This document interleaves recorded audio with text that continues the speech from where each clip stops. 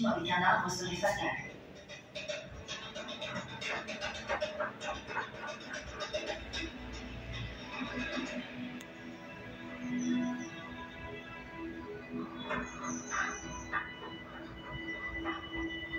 Pour augmenter ses chances et éviter les accidents, le faucon pèlerin chasse en zone dégagée.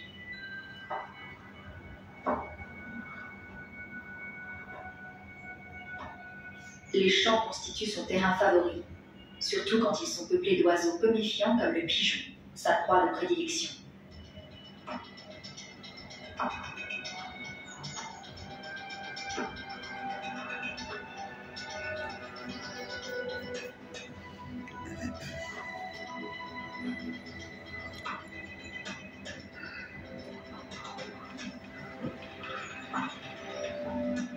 Il n'est pourtant pas une cible facile.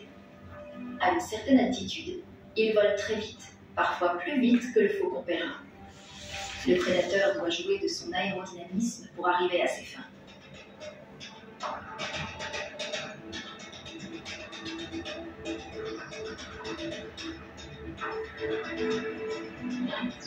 En repliant ses ailes, il réduit la résistance de l'air au minimum, ce qui lui permet d'atteindre 320 km/h.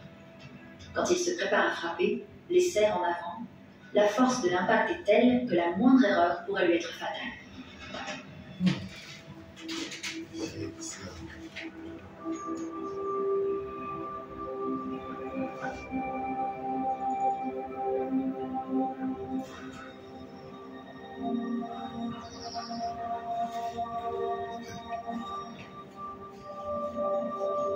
Malgré sa vitesse et son agilité extrême, le faucon pèlerin échoue la plupart du temps.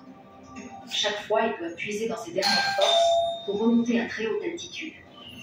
Cet équilibre entre énergie dépensée et prise de risque est crucial pour tous les prédateurs ultra rapides.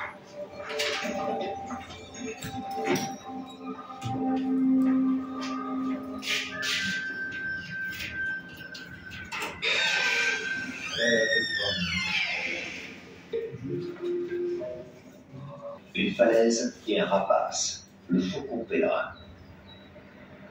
L'événement est d'importance, car durant plus de 30 ans, ce site était resté vide. À l'époque, en effet, l'inconscience des hommes avait poussé l'espèce au bord de la disparition dans toute l'Europe.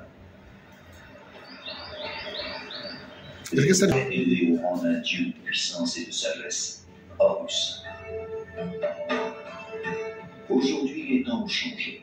Les idoles égyptiennes sont loin et après les années noires, les descendants d'Horus ont repris leur place dans la nature. Mais ils gardent toujours intact et vivant en eux l'héritage sacré de leurs ancêtres.